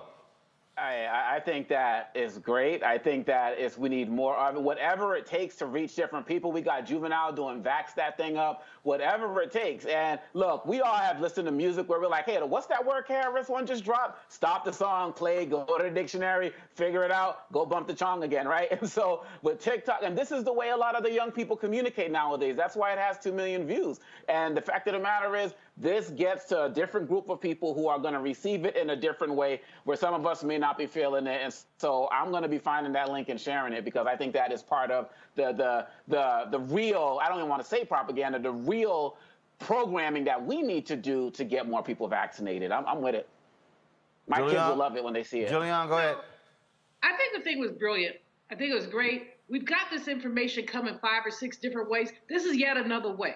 It's not the be all and end all. But as Obakongo has said, there's some people who have not gotten the vaccine. I don't think, Faraj, that people are sitting around saying, let me write this word down and look it up. I think that what he does by dropping all the ingredients is giving himself some credibility. Look, y'all, I researched this.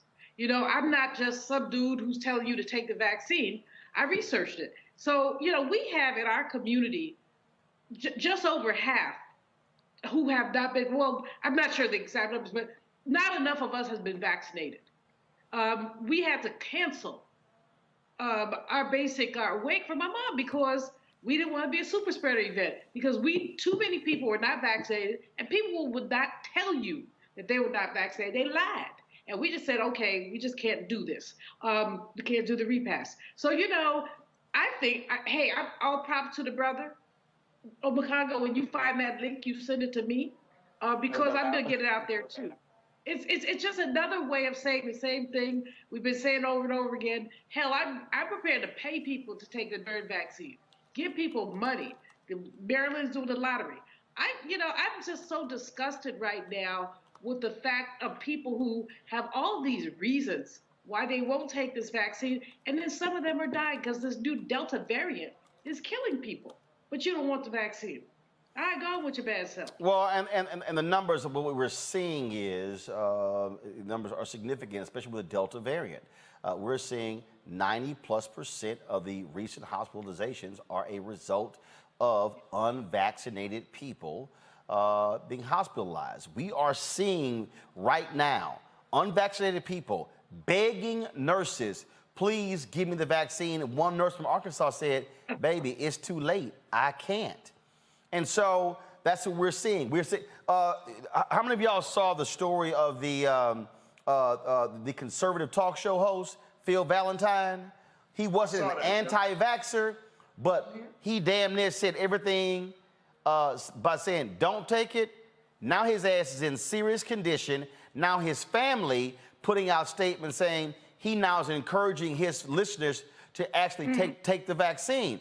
Here's the deal that I keep saying. Ain't no flip side to death. Now, if you want to chance that thing, okay. Y'all, I got black people sitting here on my Instagram page, on Twitter, talking about Dr. Sebi, and they talking about take this and drink that and take this. Okay, I got all of that. All I'm saying is this. That's all I'm saying.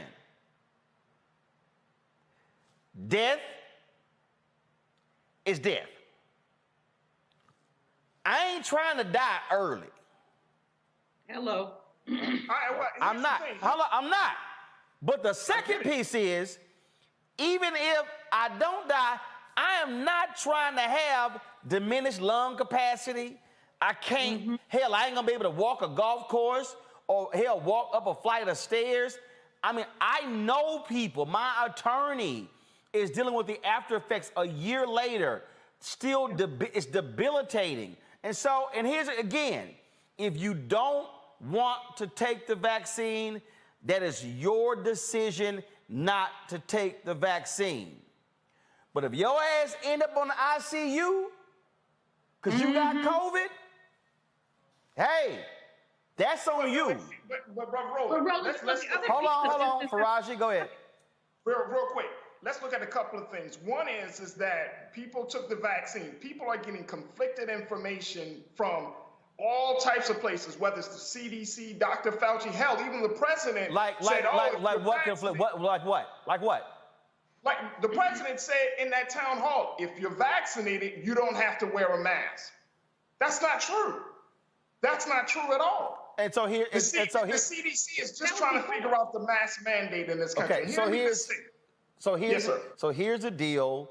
Here's the deal that If people had watched this show, they would have understood this. The mistake that people are making is that they think, oh, I've got the vaccine, I'm good. You can come talk in my face, I can go wherever. Right. No. But no. the CDC, but let me what? There is no 100% foolproof guarantee. That's why there are people. But that's not how it was presented. Okay, but again though, what you had was, and this is part of the problem. Part of the problem is that you had governors, CEOs, other politicians putting reopen. Businesses are failing. They're dying. America's going to hell. There was massive pressure being applied. So then you had your public health folk who were trying to deal with that, but also make sound decisions. They were trying to juggle. What we said on this show, the efficacy, Johnson & Johnson was 81%. Moderna was 94%. Pfizer was 94%. That was the efficacy. Not one of them was 100%. We then had the scientists from North Carolina A&T on who talked about, here's the deal, 26% of the people who get the shot may get COVID. So you're absolutely right. Part of those decisions on not wearing a mask were political decisions based upon pressure, because you had these Republican governors and Democratic governors, again, business people who were saying, we got to end these mask mandates, people not coming out. And the sort of problem is, the real problem is, we got too many damn Americans who are impatient, who don't want to follow directions, who don't want to listen, who want to yell freedom and liberty and all that stuff. Like the 34-year-old black guy we showed last week, okay, who was mocking Twitter. Right now, he dead. He dead. But see, I understand it. If I could just jump in for a minute. Hold on, Julian, hold on. Finish your point, Faraji, then I'm going to Julian. Faraji, go. Just very quickly, I want to just say that, like, if we're looking at all of the culture right now around COVID, around just simple things of mask wearing and washing your hands, and I'm in agreement with you on that point, Brother Roland, that folks act like that. But the CDC came out, when this vaccine was first presented, it was presented as a supplement, not as a solution. And now it was presented as the only solution, which is not true. I don't think America has done enough research and has been truthful with the American people that there are actually other remedies for COVID-19 that exist in the world. Check out ivermectin. That's happening, that was used down in Mexico, that cut the COVID cases by nearly 50%. So when we're talking about this is the government. Unfortunately, we're talking about the same government. They can't even come to the point of saying that January 6th actually happened. Well, of course not. Of course not. You can't do that. You can't do that in a nation where COVID has been politicized from the beginning. So the problem is in this country, depending on who's in charge, who folks believe. So what you have is you have folks who are largely on the right who are driving the narrative, can't trust it, oh my God, shove it down my throat, all stuff along those lines. Julian, go ahead with your point. First of all, the science has been changing. We have this new variant. And that's what I think we have to keep remembering. Gavin Newsom, the governor of California, initially said, okay, we're back. And then we saw numbers going up. When we saw the numbers going up, that's when he said, you got to put your mask on. So on this campus, as an example, when I hit campus July 1st, you had to wear your mask indoors, but not outdoors. Yeah, I think that was indoors, but not out. Now you must wear your mask all over the campus. People are saying it's confusing. It's not that confusing. The numbers are going up, and we don't know who's been vaccinated and who hasn't been. But last point, this is a public health emergency that we are all going to pay for.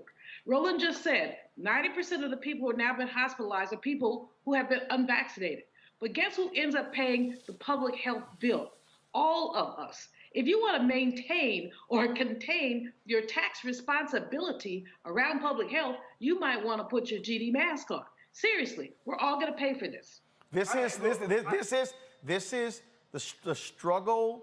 The struggle with this Congo has been this. And we just got to go ahead and just be honest. There's sheer arrogance in America where I can do what the hell I want to do, when I want to do it, how I want to do it. You can't tell me nothing. You can't tell me what to do in my church. You can't tell me what to do in my mosque. You can't tell me what to do in my temple. You can't tell me what to do with my children. You can't tell me I got freedom and liberty. I can say what I want to say and do what I want. That you got all that going on. Yep. And here's the deal. This is the point that I keep saying. There are consequences to one's decision. Rick Dennison was an assistant head coach with the Minnesota Vikings. The NFL came out and said, these are the people who are in tier 1. Tier 1 people must be vaccinated. He said, I ain't taking a shot. They said, Rick, no problem. Thank you for coming. Fired. They established the rules. That's the deal. Right now, there are people who have worked at hospitals who are pissed off today because they said, I'm not taking the vaccine. The hospital said, no problem, you're fired. Now they mad. Well, guess what? There are consequences to the actions. And so we are in the situation we're in now because Americans, after six months, they were like crack addicts, didn't know what to do. They were like a dude who dropped his Viagra on the ground and was looking around like mad. That's the problem because folks in this country are all about, we're freedom, we're free. You can't tell us you infringe upon my rights while more than 620,000 people have died. It's really sad. I mean, we have become slaves to our freedoms, plain and simple. We've let them dictate everything that we're going to do. And I would add to everything that you just said is the problem. The other problem is the lack of knowledge of history. Because going back to the flu of 1918, we saw the same thing. People started to let their guard down, and it came rushing back. Even in places like San Francisco, that was doing the best in the country at that time, started to let their guard down. We don't know our history. But look, I'm tired of seeing these stories of people who are saying things like, I'm healthy, I don't have any underlying conditions, so I think that I'm good. Well, how about the fact that you can catch it and pass it on to my grandmother who is immunocompromised, or you can pass it on to somebody else in your family? The level of selfishness and arrogance. You have the right to not take it, but you also don't have the right to make me sick or my kids sick or my family sick. And quite honestly, we got to add this racial lens to it, Roland, and you've already been talking about all of this. When this first came out, there was this all hands on deck. We're all in this together. Even Trump was saying we're all in this together. Then the data started coming out showing that black and brown people were affected more. And then all of a sudden it was Michigan, all these places, open up my state, free my rights, my body, my choice, pulling off of the pro-life, movement and all of the other type of stuff, right?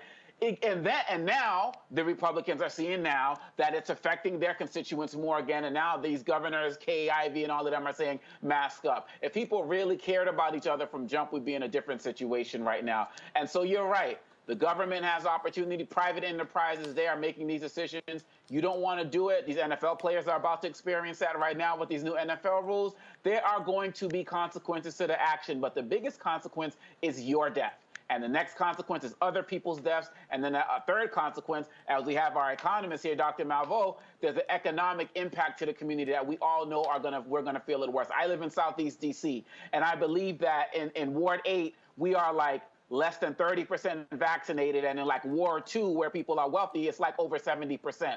So now that they have access to this vaccines and the like, we're still not taking the precautions we needed. And are we taking the precautions with everything else and the social distancing and the mask and all of that? No, we are slaves to our freedoms, and we're suffering for it tremendously. Bottom line here is this here. Again, if an individual does not want to take the vaccine, that is their prerogative. The problem that we're seeing right now, Faraji, is with the variant, which the A&T professor said in April last year was going to happen. What we're seeing now is they also said the vaccine is not effective against. Right. No, because first of all, what he said was, he said viruses, once they interact with humans, he said they come in one form, and then they may veer off and distribute it in another form based upon who they come in contact with. So the point, so he said we're going to be in a situation where we're going to be chasing different variants for quite some time. What he laid out though was that, and we're seeing this right now, of the hospitalizations happening right now, 90 to 100% are as the result of unvaccinated people. Exactly. Brother Roland, is it possible that the United States government, and when I ask this question, I want us to think through it. Is it possible that the United States government could not be telling us the full truth about, not COVID, because I believe COVID is real. I mask up, I wash hands, I do all of that. But is it possible that they could not be telling the truth about the effectiveness of these vaccines, especially when you have a company like Johnson & Johnson, who is, from the talcum powder to the mishap, they had 15 million doses right here in Baltimore City a few months ago, where they messed up with the doses there, to the fact that is it possible that some things may not fall into place? Here's the deal, though. Is that possible? No, here's the deal. First of all, anything can be possible, but do you have proof? I could literally ask that question about everything. I could literally ask that question: is this possible? Here's what we do know. When the issue with Johnson & Johnson came up, there were people who said, there were other countries who said, we're not going to use it. There were people who said no. So what we have not heard the same level of problems with Pfizer and Moderna's vaccine as we have with Johnson & Johnson. So bottom line is this here. We've put on numerous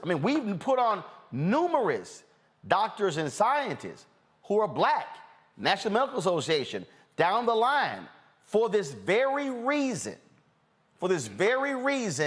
in order to go through this and deal with this here. Bottom line is this here. If you're out there and you're skeptical, okay, that's fine. If you don't choose to take it, fine.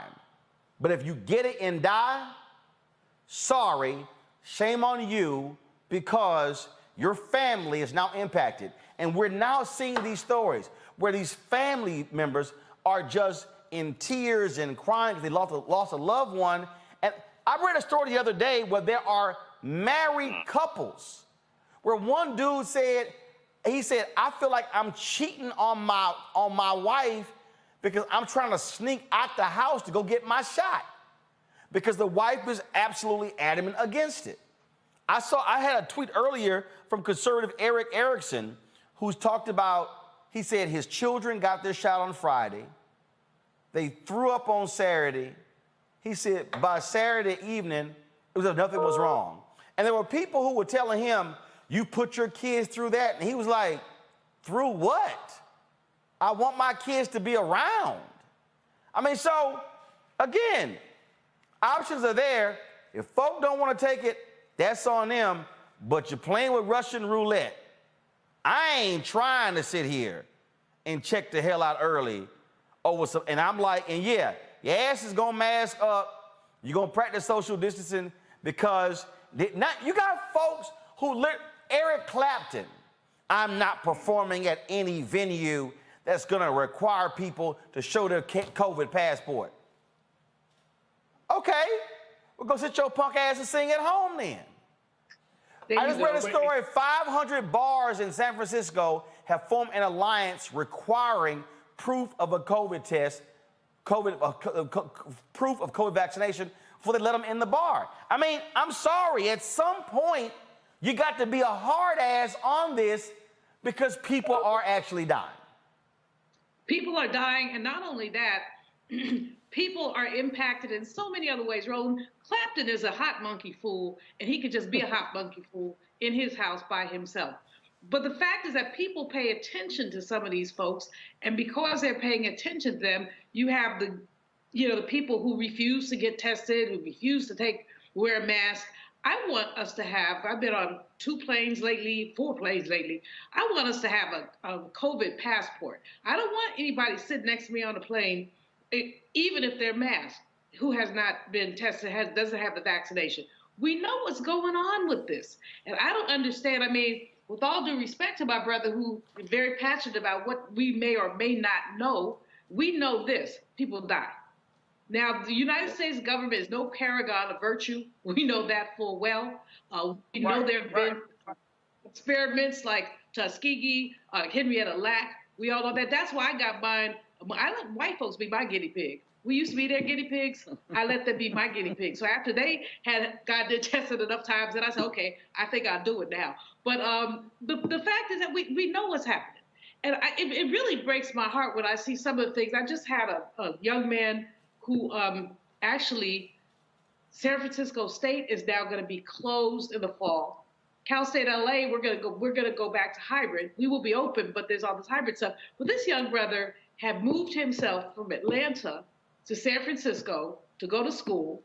He's in his 20s, so he had a little money, got an apartment, bought some furniture, and now he finds out that the campus is not going to really be open. So he's not going to be able to get his money back from his landlord. You know, he's bought this furniture. He might be able to send some of it back. And he's a young man who basically had the passion, dropped out of high school, went back, got the GED, did a couple years of community college, You know the story. And these are the unintended consequences of what's happening because people don't want to wear a mask.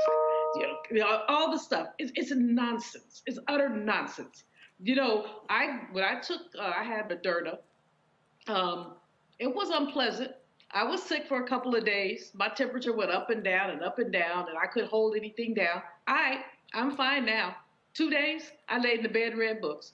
And some people will have a reaction. But that's what happens with vaccinations. Some people get a reaction from the flu shot. Maybe, my brother, there could be more research done. Faraji, maybe could be more research done, but we know this stuff works. I wouldn't take the J&J either, by the way, for any number of reasons. Here's what. Pfizer and Moderna are effective at 94 or 94.5%. That's called damn effective. Again, but that's on the original COVID-19. Then you talk about your variants, but I'm just going to give you this here, folks. 52,000 new COVID-19 cases a day, a 61% increase from a week ago. That is scary. All right, y'all, you know what time it is? No charcoal grills are allowed. I'm white. I got you, Carl. Illegally selling water without a permit on my property. Whoa! Hey! You don't live here. I'm uncomfortable. Woo, some white folks just cannot stay out of black folks' business. This black woman was trying to deliver goods to a customer when a white woman thought it was a drug deal. Yeah. Watch this. I was just giving you a heads up. Ma'am, you supposed to say hair extension. Why are you doing it here? Because I can. It's a public park. It's a public park. Do you own the park? Can people pick up here? It's just a pickup. Okay. It looks like a drug deal. I don't care what it looks like. Call the police. I pay $50,000 in taxes. I pay my mortgage. Do it at your house. Lady, if that's your house, do it at your house. If there's a problem, tell someone. Okay. Thank you. I was trying to give you a heads up. Give a heads up. Okay, Thank you. Here, girl. Thank you. I definitely appreciate it. For the hair services. I appreciate it. Thank you, love. Tap in if you need anything else. I will. Thank you. Just giving you a heads up. It looks like a drug deal. People don't go around every day. People parking there. I'm telling you, you don't see their discrimination. You know what? I'm just saying. I have a legit business. I paid $50,000 to taxes. They're a local person. And people are talking about the girl on the bike that's stealing drugs. I don't want to involve police on people. What do you want me to do? Stop doing my business? Well, I would like you to not do it here. Ma'am, this is... I'm aware it's a public park. I'm just saying. Okay, and if they call the police on you, I tried. Okay, tell them. Okay, I tried. Okay, I tried. Thank you. Lord, these folks just will not leave. How the hell are you going to tell somebody what she should be doing? What? McCongo, go ahead. Anybody who grew up in the hood or been around the hood or watched a damn movie, rule number one, you don't confront a drug dealer. First of all, if you think somebody's stealing drugs, I'm not going to be the one to step to them. You know what I'm saying? Yo, these cats are so emboldened. It's just like, it's ridiculous. I'm just looking out. It's like if she was, she'd have got popped. I mean, seriously, these guys will look for any opportunity because they know they're being videotaped now, and so they're gonna come up with anything to try to make themselves look innocent because they know they're about to be viewed 5-10 million times, and they're gonna be the next person in this Karen video, and so folks really just gotta just start minding their business and don't approach any suspected drug dealers. Rule number one. Bottom line is here. My position. Get the hell out of my face. I ain't explaining a damn thing to this woman. I'd be like, get the hell out of my face. I'm serious. I'm not trying to explain jack to these Karens. I don't need to justify a damn thing to you. Your ass want to call the cops? Walk your punk ass on and call the cops. I'm just cracking up because I don't even. The rule of McCongo should not be don't approach black people. We don't want to talk to you. There you go. You know, just go away and find yourself. We don't want to talk to you. You know, if you feel like you need to call the police, call them, and then your behind is going to get arrested. Because there should be a law that says when you empower the police to harass black people, you go into jail. Do not pass go. I mean, that was just ridiculous. This woman, and she's standing on her privilege. She's standing on her privilege. Sister Girl gave her far more time than I would have given her. And far more courtesy, because there would have been a whole lot of witches and MFs coming out of my mouth. I absolutely, Faraji, I need laws passed. If these Karens call a cop and they show up and it's some BS, they should cuff their ass and take them right to jail. There you go. Let me tell you something. First and foremost, Roland, I'm still tripping off of the caption, Assuming Annie. That's a new title. No, real talk, like, the whole situation was just wrong. But if you listen to the white woman, she said, I heard there were some reports by some of the neighbors saying that there was somebody selling drugs in the park. And so all it takes is like the childhood telephone game. You put one message out there, and next thing you know, when it gets around to another person, that's a whole different message. And again, I mean, we're kind of laughing at it, but this is the type of situations that can get people really in trouble. You can get locked up. You can get thrown up. I mean, who knows if that white woman would have called the cops on that sister?